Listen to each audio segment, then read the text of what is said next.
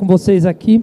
A gente tem um tempo curto, então eu vou fazer meio estilo startup, mais ou menos que nem um pitch, mas o objetivo é a gente falar um pouquinho, mostrar para vocês do que está acontecendo nesse futuro novo, que já não é futuro, é o dia a dia da tecnologia impactando a saúde.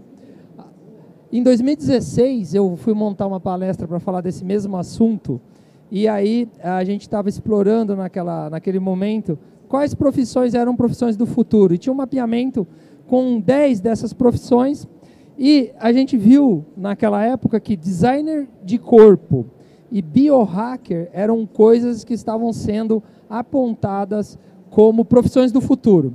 E hoje, essas duas coisas atrás de mim já são realidade. A gente tem lá no stand da Nicel a BioEdTech, que faz impressão 3D. Quem trabalha com isso? Quem faz designer de alguma coisa. E essa bioimpressão, ela está evoluindo para a gente colocar ela no transplante. Então eu vou ter órgãos baseados em bioimpressão 3D. Logo, a carreira de designer de órgãos ou parte do corpo já é uma realidade. A gente já tem empresa com pessoas especializadas nisso. E do outro lado, o biohacker já são pessoas que trabalham a informação do DNA ou RNA como fonte de memória de alguma coisa. E isso também já é realidade. Eu conheci um professor da USP, de Ribeirão, que ele é biohacker e dá essa disciplina lá na área de tecnologia. Olha só que legal. E aí a coisa avança para tendências. De 2016 para cá, nesse quadro atrás de mim, a gente vê mapeado, tanto do lado esquerdo quanto do lado direito, áreas da saúde que já são impactadas pela tecnologia e se constitui em si uma área própria. Blockchain. A gente já vê hoje startups focadas em blockchain, principalmente na indústria farmacêutica.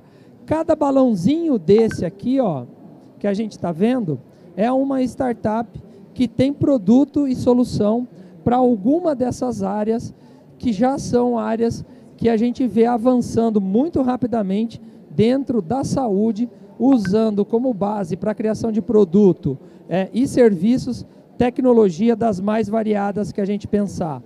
Nesses 2 últimos anos, saúde da mulher ganhou muita força e a gente vê startups pensando na jornada da mulher dentro da terapêutica na saúde e do bem-estar, sendo investidas com cheques bem relevantes, tanto no Brasil quanto fora do Brasil. E aí, essas startups hoje lideram a transformação digital na saúde. Por quê?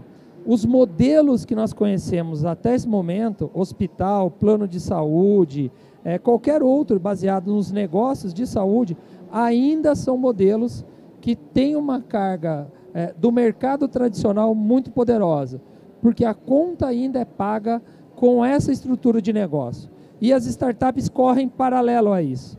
Ontem a gente fechou o CONAP, que é o Congresso Nacional dos Hospitais Privados, e nós da BSS tínhamos uma área grande lá só de startups de saúde que tem produtos para hospital.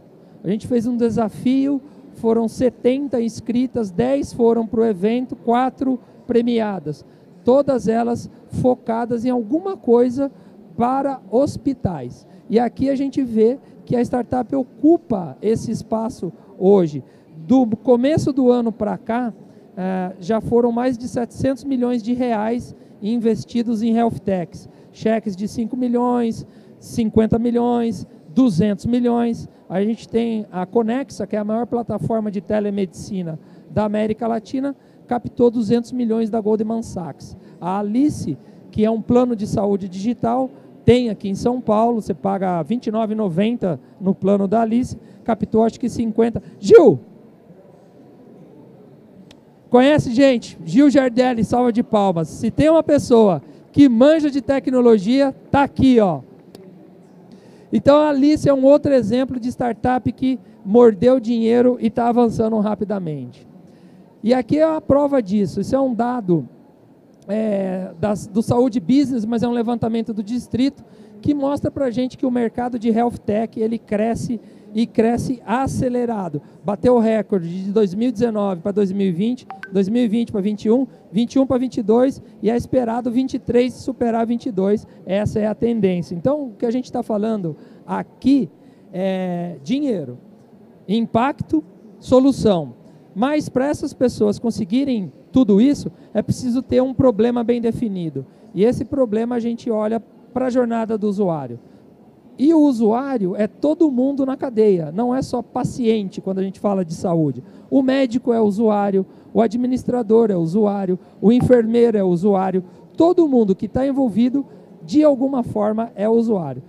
Para corroborar isso tudo, as Big Techs, a gente está num evento gigante de tecnologia com marcas gigantes, as Big Techs, elas também querem esse mercado. E aqui a Amazon comprou a PillPack, que é uma empresa de delivery de medicamentos americana, por 2 bi de dólar, e a PillPack hoje vale mais de 40 bilhões de dólares. Então é para a gente ver que não é brincadeira e as coisas elas avançam rapidamente. E eu estava falando com a Daiane lá, que a área de Deep Tech, que é essa área de biotecnologia, também desponta em interesse dos investidores, desde que a gente tenha pessoas gabaritadas com projetos interessantes, que é o caso que a gente tem lá.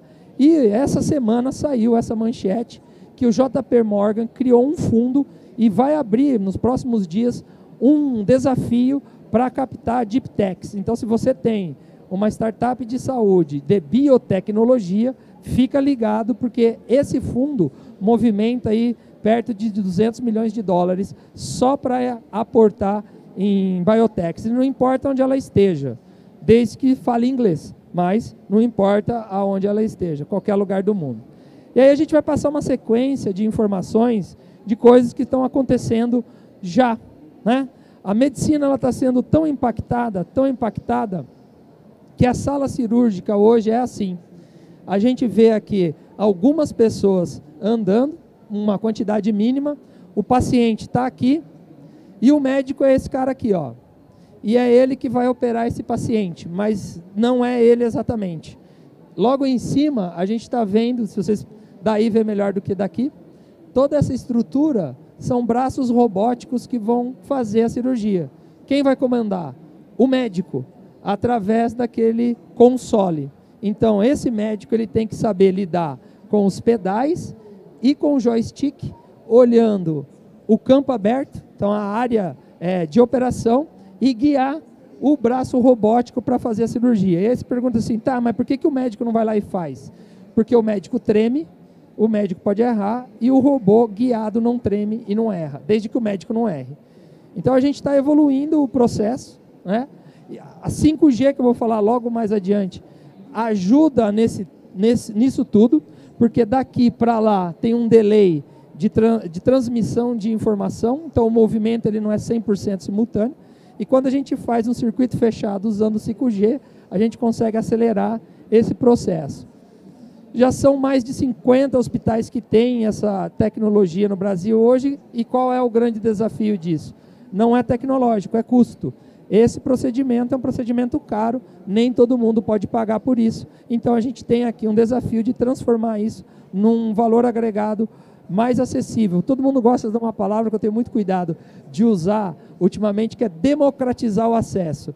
Mas no fundo a gente quer ampliar o acesso e que ele esteja disponível para todas as pessoas. E aí a gente vem para coisas mais do dia a dia. Todo mundo está aí, desde cedo, comendo mal, comeu um cachorro quente, deu uma ziquezira. Você fala, putz, eu queria falar com um médico. Você vai falar onde? Você talvez tenha o Conexa? É o Conexa que você tem? Não, lá atrás de você lá. Qual? Ah, mas é telemedicina. Pois é.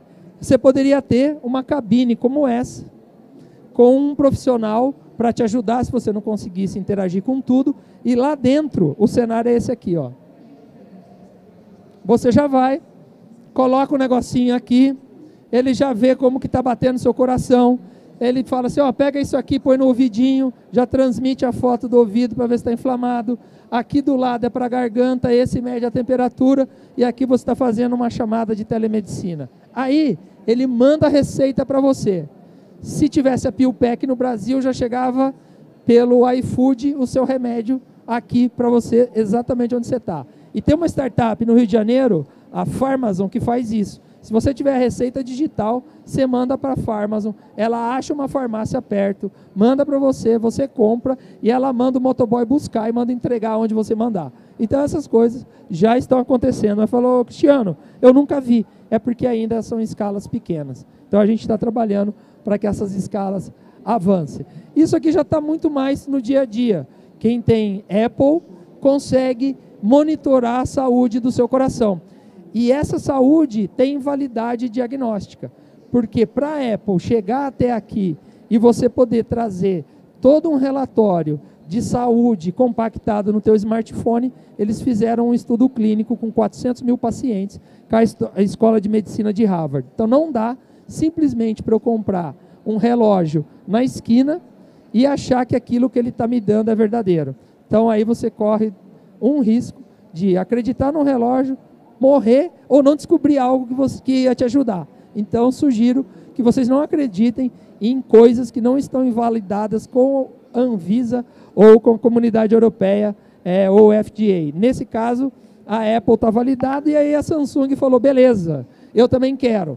E agora, coisa de 2 meses, 1 mês, deixa eu ver de quanto que é, junho, a Samsung fez uma parceria com o InCore para conduzir um estudo clínico parecido com o estudo clínico que a Apple fez nos Estados Unidos para validar o reloginho deles no Brasil e para os cardiologistas poderem acompanhar os seus pacientes com esse reloginho. A coisa é tão maluca que o meu cardiologista em Londrina, ele usa um marca-passo que você não faz cirurgia para implantar. Ele faz um furinho aqui na perna, vai pela veia aorta, artéria, não sei, não lembro, não sou anatomista. Minha mulher é anatomista, mas eu não, ela ia me matar agora. Chega no coração, solta o marca-passo, ele é do tamanho de uma pílulazinha, ele gruda no músculo cardíaco e ele vai soltando descargas elétricas. À medida que o coração dá ele pum, pum. E ele transmite tudo Bluetooth para o celular do paciente. Então eu estou com o meu celularzinho, passo ele do lado, ele vai estar no bolso, ele está captando em tempo real tudo o que está acontecendo com o meu coração e manda para o cardiologista na mesma hora. Se tiver uma arritmia intensa, apita no telefone do médico. E aconteceu com o Gustavo. O paciente dele estava tendo uma parada, apitou no celular dele, ele ligou para o telefone do cara, a esposa atendeu e o cara tinha acabado de desmaiar na frente dela.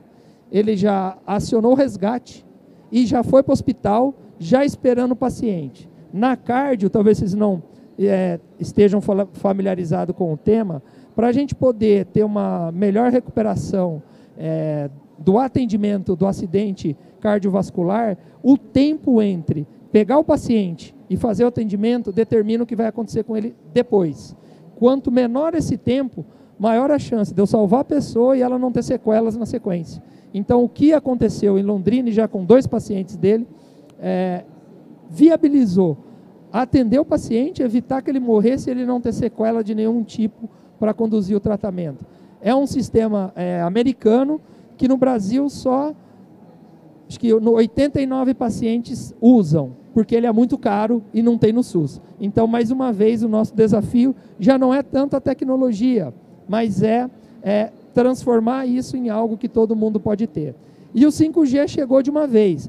Todo mundo pensa no 5G como a rede que eu vou conduzir coisas no meu telefone. Mas, na verdade, as companhias estão mais focadas em ambientes fechados, porque ele tem controle sobre isso. Então, a saúde gosta muito dessa visão. Aqui é um programa que a USP está conduzindo com a Claro, e lá no Rio, a gente conduziu um painel com a CEO da TIM, eu que moderei esse painel, e o objetivo da TIM é o mesmo. Colocar o serviço de 5G indoor, né, no ambiente fechado. E lá na USP, isso está na radiologia, lá no INRAD da USP, e eles já conseguiram melhorar a eficácia dos diagnósticos e redução de custo com desperdício de exames que são desnecessários usando o 5G para conectar todos os equipamentos deles com o diagnóstico. E a gente vai em coisas mais malucas ainda. Só um pouquinho. Essa é uma startup curitibana, a HiLab captou recentemente 150 milhões, eu acho, para investimento, e ela faz testes point of care. Point of care são testezinhos pequenos que você leva para qualquer lugar. Então a gente poderia, por exemplo, ter um HiLab lá na porta, e se todo mundo tivesse que ter um teste Covid negativo e veio para cá e esqueceu, você faria um HiLabzinho. Ele ia furar seu dedo, pegar um capilarzinho, uma gotinha do seu sangue, pôr nesse negocinho aqui, ó, enfiar nesse equipamento que é menor que uma Dotigusto, e em 5 minutos o teste está pronto, sobe na nuvem, vai para uma central diagnóstica, é laudado, conferido, e volta para o teu celular o teste pronto em 10 minutos. E eles fizeram uma coisa que ninguém fez no mundo, que foi o hemograma. Então, se você, em algum dia da sua vida, precisar ter uma emergência ou estiver desconfiado de alguma coisa, um dos primeiros testes que o seu médico vai pedir é um hemograma completo. Esse exame mostra todo o teu perfil celular, se ele está bom ou se ele está ruim. Então, por exemplo, para as leucemias, né, a gente olha as células brancas que defendem nosso corpo. Vamos já um número hipotético, o normal é 10. Se eu tiver 5, tem alguma coisa errada. A célula não está sendo produzida. Se eu tiver 50, alguma coisa errada. A célula está sendo produzida em alta quantidade. Isso é feito hoje em equipamentos grandes.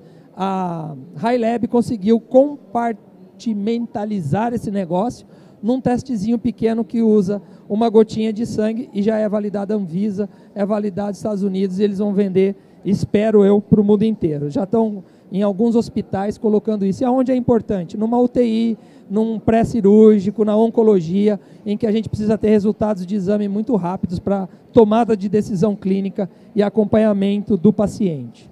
E é curitibana, é brasileira. E a gente chega no assunto que é o hype do momento. E aí é muito legal, né? Deus faz umas coisas na nossa vida que a gente não sabe explicar. Ontem eu estava lá na Conap, tinha um painel para moderar, um outro e o final. E o moderador do painel do meio faltou.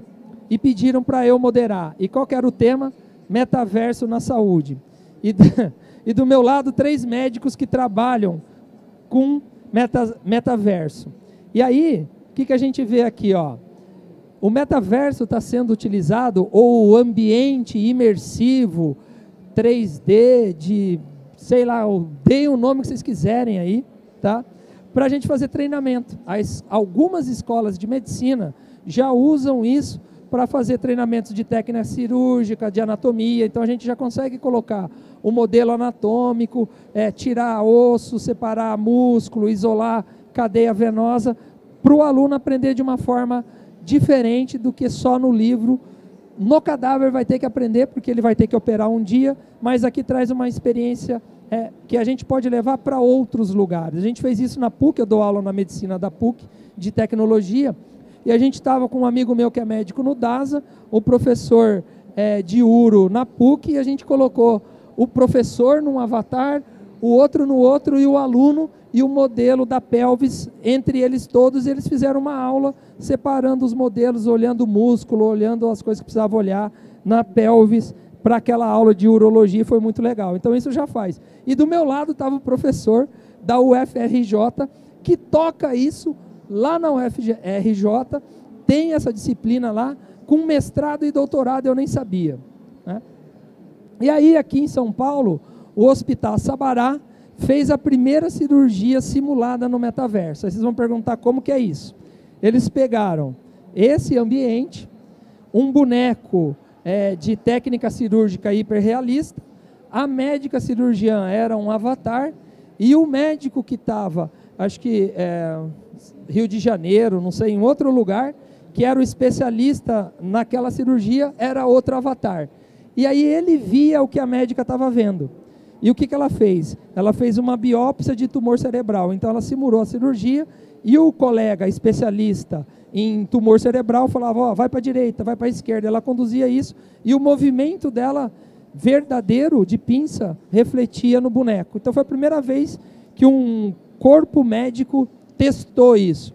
E do meu outro lado, nessa mesa, estava simplesmente o chefe da cirurgia infantil do Sabará, que é quem conduziu esse estudo junto com a médica. Ou seja, eu fui um privilegiado ontem, porque antes de vir aqui falar com vocês, eu tive uma aula de metaverso com 2 dos maiores especialistas no Brasil sobre o assunto. E a gente tinha também uma jovem médica, recém-formada, não faz 1 ano que ela está formada, e ela criou uma plataforma no metaverso para educação médica dos colegas recém-formados, porque ela percebeu que eu saía da faculdade e faltava alguma coisa. E ela quis criar alguma coisa diferente dos outros cursos. E ela pôs isso no metaverso, criou uma startup, já recebeu investimento e está faturando. Então, o negócio já não é mais lenda, é realidade. E aqui o DASA, que é um dos maiores grupos de saúde do Brasil, da América Latina, também usa o metaverso com esse professor lá do Rio de Janeiro, que estava do meu lado, para fazer a avaliação cirúrgica antes da cirurgia. Então, olha que doido que eles fazem. Eles pegam os modelos cirúrgicos, avaliam a técnica, e aí eles dão um passo além. Eles imprimem em 3D o que é que eles querem operar. Lá no caso é a cirurgia cardíaca. Então eles imprimem o coração e treinam a cirurgia antes. E aí o cara já vai para a cirurgia treinado sabendo o que o paciente tem. Ah, esse paciente tem um desvio de artéria à esquerda. Ele já treinou no modelo antes e ele já vai na cirurgia sabendo o que tem. Então ele não corre o risco de falar, porra, e agora, o que eu faço? Então ele diminui sangramento, diminui tempo cirúrgico, aumenta a eficiência da cirurgia e o pós-cirúrgico é melhor. Então a chance de ter sucesso é muito maior e isso já está rolando. Eu ia mudar aqui, mas é aqui. Isso já está rolando. Porém, contudo, entretanto, a gente não pode olhar para o futuro com aquele olhar de andar nas nuvens, a gente precisa ser realista com as coisas e tomar cuidado, principalmente com o novo. O cuidado, ele tem que ser um sinal de alerta para a gente fazer as perguntas necessárias para testar todas as hipóteses antes da gente colocar isso tudo em larga escala.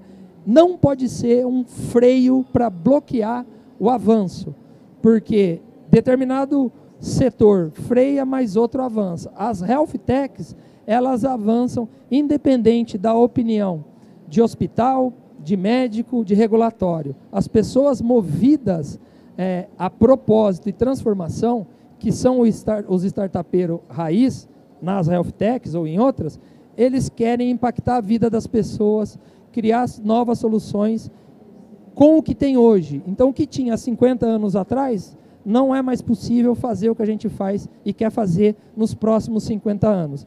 E a história do metaverso é essa. Ela dá sinais de que a gente precisa usar com parcimônia. Então, eu preciso entender muito bem do meu negócio, entender desse negócio, para saber se os dois combinam. E se não combinar, não tem problema. Nós vamos buscar outras alternativas e buscar o que combina e o que é eficiente para o nosso negócio. Então, o que a gente tem visto, e aí não tem a ver com a saúde ou com essas aplicações, são outras aplicações do metaverso, é que nem tudo são flores, tem gente descontente e ele não está impactando no tamanho que disse que ia impactar. Então, isso é, para nós, um sinal de alerta. A pergunta é, vai? Não sei. Quando? Talvez. Mas eu não vou ficar de fora. Eu preciso participar disso. Então, a gente anda com a saúde em passos acelerados. A gente tem mais 1 minuto e 20. Nesse 1 minuto e 20, eu vou fazer aqui 30 segundos um pitch sobre a entidade que eu represento hoje aqui nesse palco, que é a Associação Brasileira de Startups de Saúde. Nós existimos desde 2016, somos uma associação sem fins lucrativos, a gente trabalha de forma voluntária lá, e o nosso papel é potencializar o ecossistema de saúde no Brasil, conectando startups, fundo de investimentos, hubs de inovação e os grandes players do mercado, hospital, laboratório, planos de saúde, enfim, todo mundo que trabalha nessa cadeia. Então, se você é uma health tech e não se associou à BSS, associe-se. Hoje a gente tem perto de 400 health techs na nossa base e é o que permite a gente vir falar em palcos como esse, da Rio Innovation Week e do CONAP. Termina a minha apresentação, foi rápido porque o tempo é curto, mas eu quis mostrar para vocês, longe da teoria ou do tecnicismo, coisas que estão acontecendo de forma prática, com as notícias do Brasil, de fontes seguras e com exemplos reais, que se eu sair daqui eu posso bater na porta daquela pessoa e ver isso com meus próprios olhos. Então, espero que tenha colaborado e que vocês tenham gostado. Se sobrou aí, sei lá, não sobrou, mas se a organização deixar, a gente faz perguntas, senão a gente conversa aqui do lado. Obrigado. Muito obrigada. Não tem pergunta, né, Brenda? Muito obrigada, Cristiano. Eu queria dar Fala uns assim. minutos para pergunta, mas assim, não dá. hora que tá tocando. É. As perguntas serão ali ao lado do Tá bom. palco. Muito obrigada.